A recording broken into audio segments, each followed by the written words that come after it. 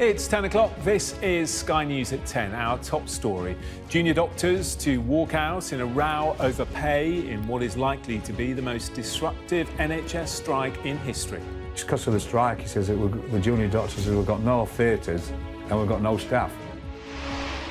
A show of strength from IRA supporters on the 25th anniversary of the Good Friday Agreement ahead of the arrival of the US President. Zero regrets. Sir Keir Starmer defends controversial Labour adverts attacking the Prime Minister. Also tonight, the mother of two British-Israeli sisters shot dead in the occupied West Bank dies in hospital. President Biden says he plans to run for re-election in 2024, but it's not official yet. Plus, York City Centre is among 7 British historic sites aiming for World Heritage status. And we'll take a first look at tomorrow's front pages in our press preview from 10:30.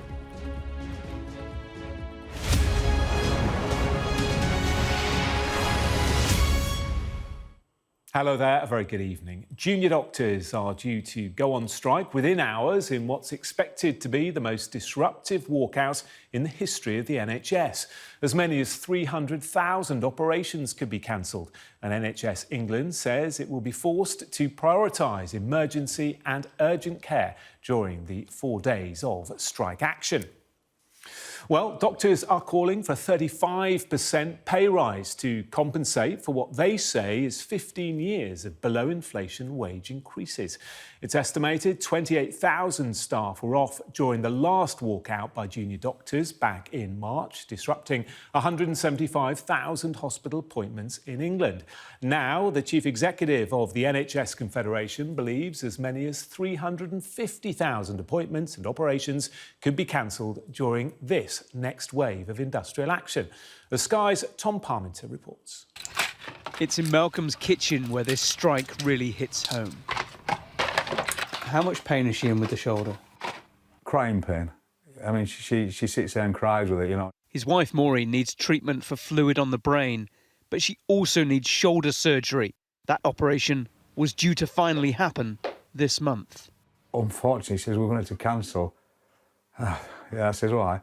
Because it's because of the strike, he says, that the junior doctors says we've got no theatres and we've got no staff.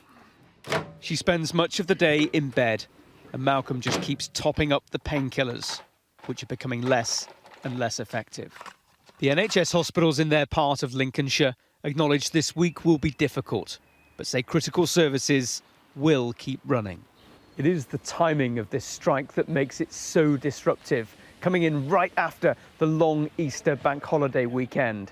And junior doctors are so often the ones who hold it all together when services are stretched. 4 days without them means senior colleagues, consultants and other NHS staff stepping in across England. The contingency plans here at West Middlesex Hospital in West London are fairly typical. It cannot be business as usual. We'll be prioritising emergency surgery, we'll be prioritising cancer care, care for children, intensive care patients, but there will be patients who will have their care postponed, which will be very frustrating for patients up and down the country. And there will be a period where we will have to work exceptionally hard to try and meet that backlog of patients, which we know exists even at this point without the strike. Like nurses and ambulance workers, junior doctors want better pay too. They say the service they provide is in crisis and that they've had 15 years of below-inflation pay increases. But the Health Secretary says their request for a 35% pay rise is unrealistic. With no breakthrough, the health service in England is once again asking for the public's help. Our main message to the public this evening is use the NHS sensibly. If you've got a life-threatening emergency, ring 999, but otherwise make good use of your local pharmacy, your local general practitioner and the 111 online service, because our hospitals will be under significant amounts of pressure during the course of the rest of this week. Until there's a settlement, patients and their carers will just muddle through, in pain and often alone. It's not the care anyone wants to provide. Tom Parminter, Sky News, Lincolnshire. And let's take a look at which other strikes are coming up in the next few days. Passport office staff are into the second week of a 5-week walkout. As we've just been hearing, junior doctors taking industrial action tomorrow morning for 4 days until Saturday at 7 a.m. More than 130,000 civil servants will strike on April the 28th, including Border Force staff. Driving examiners in the UK will stage walkouts in different regions over 8 dates in April. And teachers from the National Education Union are holding 2 more days of walkouts on April the 27th and again on May the 2nd. Full coverage, of course, here on Sky News. On the 25th anniversary of the signing of the Good Friday Agreement, police in Northern Ireland say petrol bombs have been thrown at their offices at a parade in Derry. The event was held by dissident Republicans who are opposed to the agreement. It comes just hours ahead of President Biden's arrival in Northern Ireland. Our senior Ireland correspondent, David Blevins, reports now from Londonderry. The past casts a long shadow in Northern Ireland. These Irish Republicans weren't cheering the Good Friday Agreement, but marching in opposition to it. And their refusal to condemn the use of violence leads to the inevitable. Youths attacking police in Londonderry. This is exactly the tactic security chiefs had feared, that young people would be incited to engage in civil disorder to attract officers into this area where they become vulnerable to terrorist attack. It was a sporadic incident, but the threat of something more serious remains, with dissident Republicans publicly encouraging armed conflict in pursuit of Irish unity. So long as you continue to oppress us, you will meet with the inescapable consequences. Historically, oppression breeds resistance, so I quote Maura Drum. It isn't enough to shout up the IRA. The important thing is to join the IRA!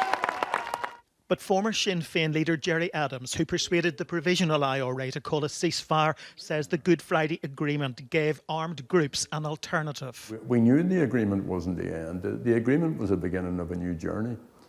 But at least we had a mechanism for people to have their say, which then allowed us to argue that there was no need for armed actions or no need for violence, that this was the way to go forward.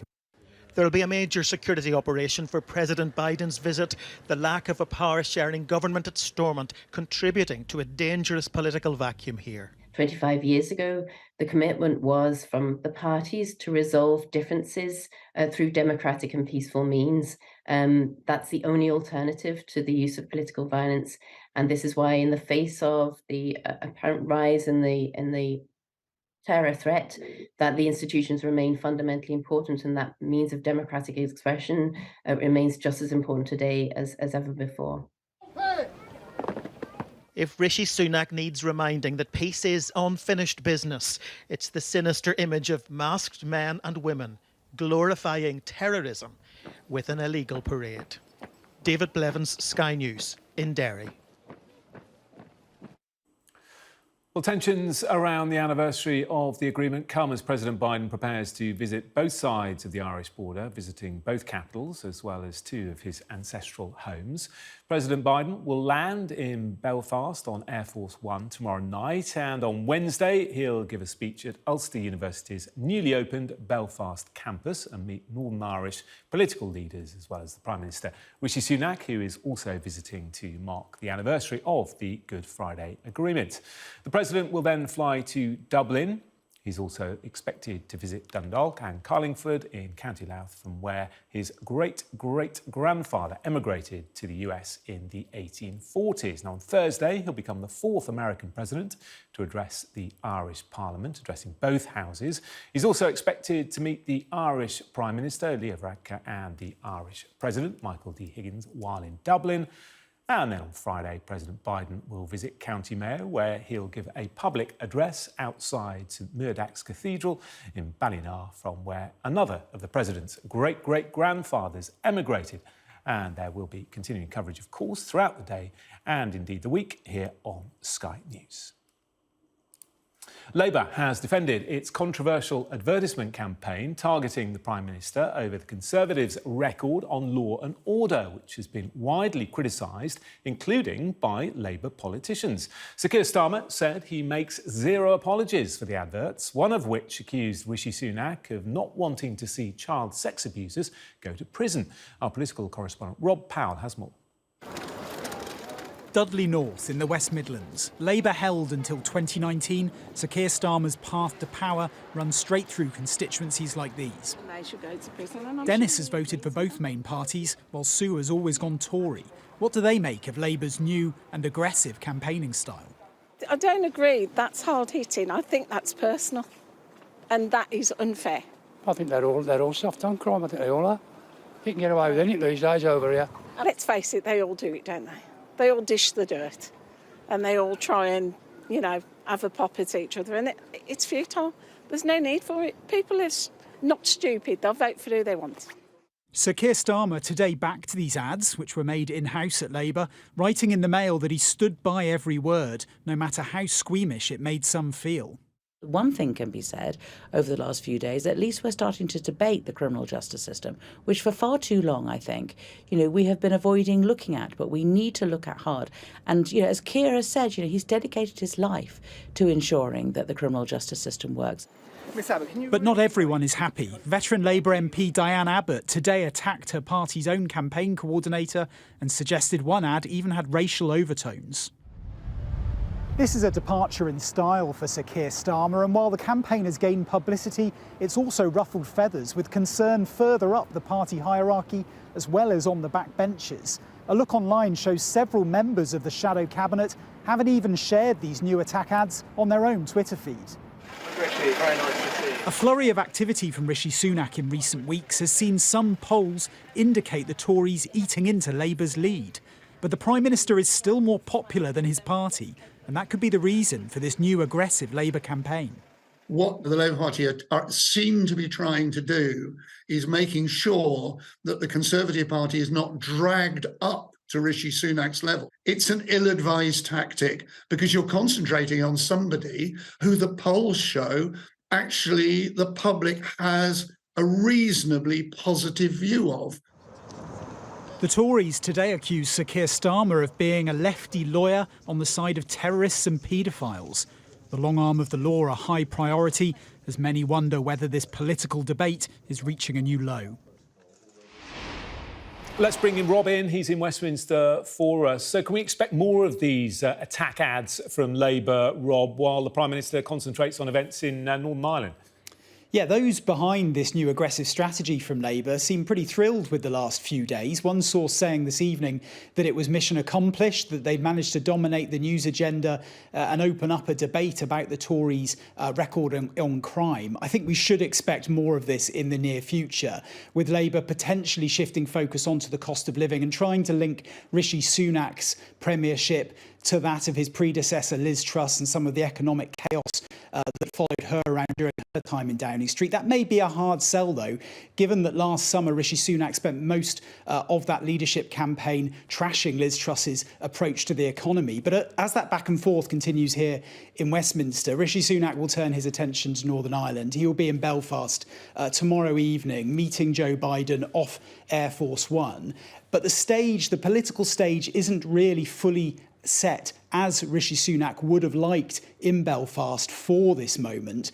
I think in an ideal world, he would have wanted the devolved institutions to be back up and running in Belfast. They are not. The DUP are still boycotting the Assembly and the Executive because of the Brexit deal. Today, Rishi Sunak once again called for Stormont to get back up and running and also praised those that signed the Good Friday Agreement 25 years ago, singling out their leadership and their compromise. I think you can expect more of those types of sentiments in the days ahead as prominent leaders try and link the achievements of the past to the challenges of the present. Rob in Westminster, thank you. To the States now, and a lone gunman identified by the police as 23-year-old Connor Sturgeon has killed 4 people and injured 9 others, including a police officer, in a mass shooting in Kentucky. Police arrived as gunshots were ringing out inside the Old National Bank in downtown Louisville around 8:30 a.m. local time. Officers exchanged fire with the shooter, who also died in the incident. I have a very close friend that didn't make it today. And I have another close friend who didn't either, and one who's at the hospital that I hope is going to make it through. So when we talk about praying, I hope people will. For those that we are hoping can make it through the surgeries that they're going through, and then we've got to do what we have done these last 3 years after everything. We've got to wrap our arms around these families. And to everybody who needs it, don't be afraid to get some help. Staying in the US, President Biden has appeared to confirm that he will run for re-election in 2024. Mr. Biden, who is 80 years old, told a reporter that he plans on running but wasn't prepared to officially announce it yet. Our US correspondent Mark Stone is in Washington for us this evening. So, Mark, he's hinted in the past, hasn't he, that he's going to stand. Is it now definite? It looks that way at an election, incidentally, at which gun violence, as you've just been discussing, will, I think, be one key thread, that balance between the constitutional right to bear arms and the extraordinary levels of gun violence that are being seen right across the United States.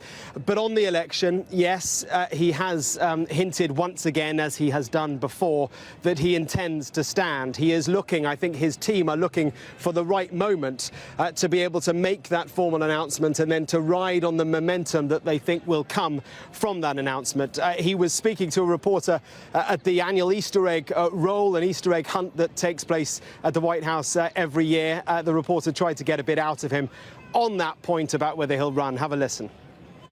I was just wondering, Mr. President, will you be taking part in the Easter egg rolls after 2024?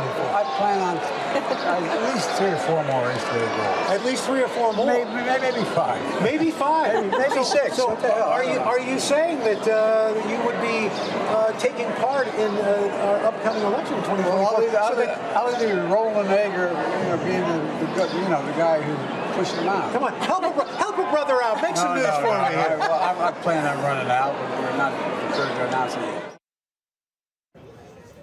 Look, I think the point is that it's looking increasingly likely that the Republican Party candidate will, believe it or not, be Donald Trump. And Joe Biden knows that he beat Donald Trump last time around. His approval rating at the moment is not great. It's below water. It's about 38–39%. But he does believe he has the ability to beat Donald Trump again, which is why he, and indeed his wife, who he says is his closest counsel, believe that he should run again. That formal announcement, though, we don't know quite yet when that will come. And the big thing, the big concern about Joe Biden is, frankly, his age. He would be 82 at the point at which he was re-elected, if he was lucky to be. And at the end of that second term, he'd be 86 years old. He is a man that is not getting any younger. It is an attack point for the Republicans, for the Democrats. His age is certainly a point of concern. OK, Mark in Washington, thank you. The mother of 2 British-Israeli sisters who were killed last week in a shooting attack in the West Bank has died. The death of Lucy D comes a day after the funeral of her daughters, 15-year-old Rena and 20-year-old Maya.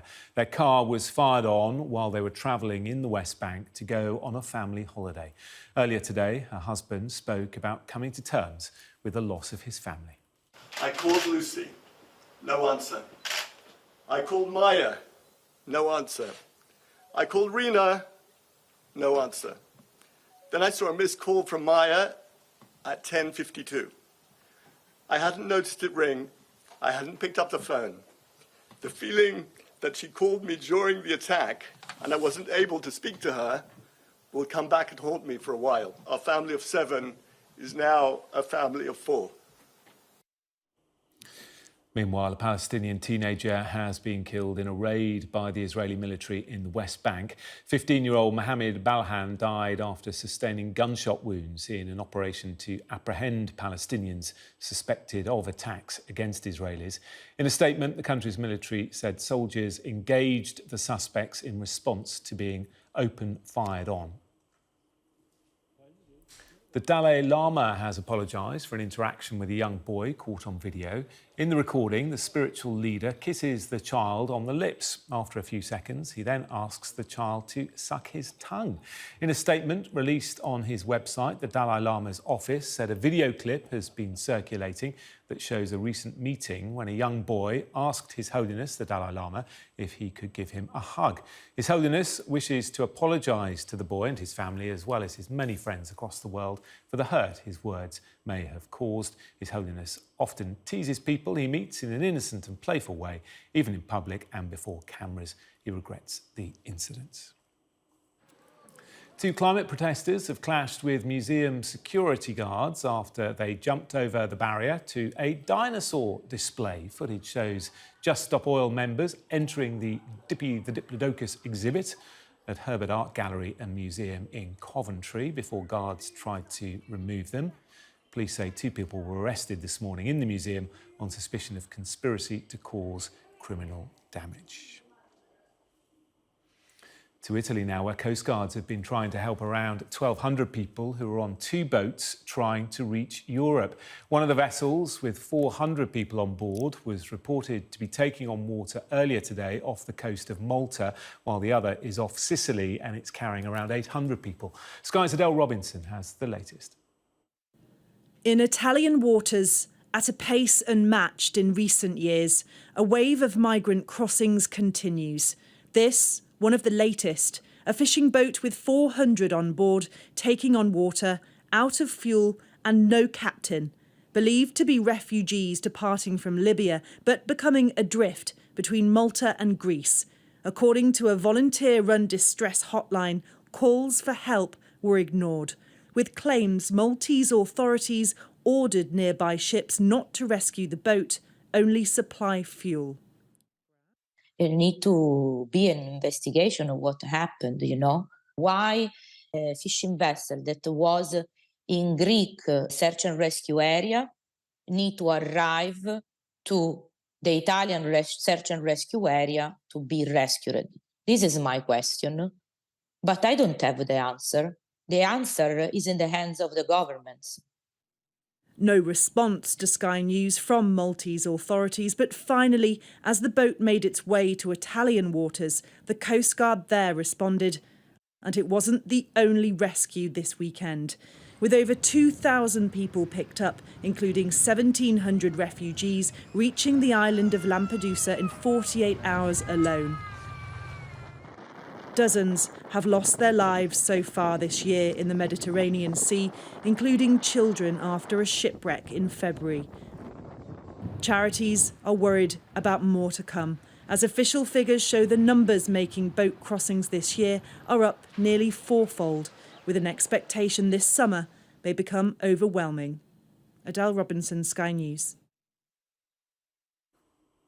York city centre, Iron Age settlements in the Shetland Isles and a Merseyside park are among 7 sites being backed by the government to be given World Heritage status.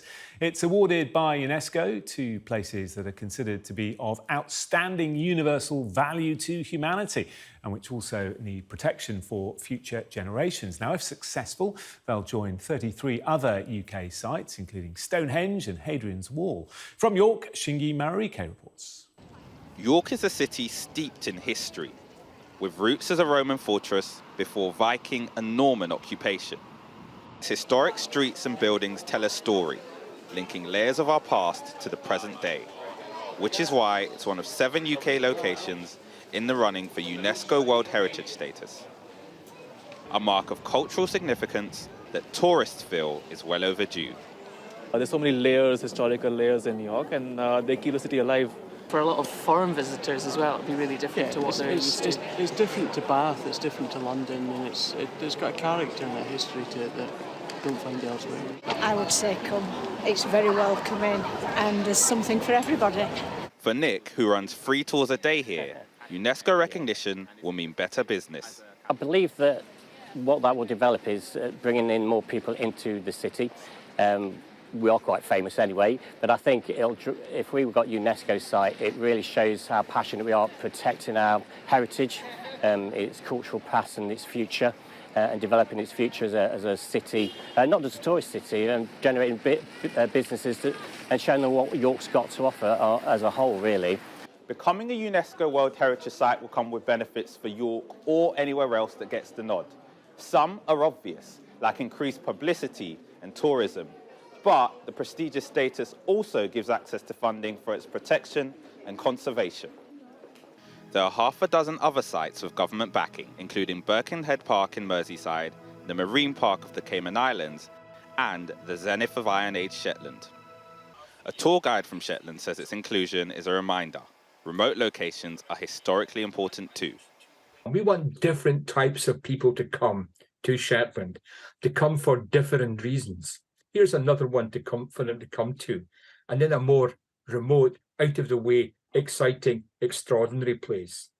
Whether it's York or another of the country's treasures, one is almost certain to become Britain's 34th UNESCO World Heritage Site. The rest will have to wait a decade for the chance to come again. Shingi Marike, Sky News, York.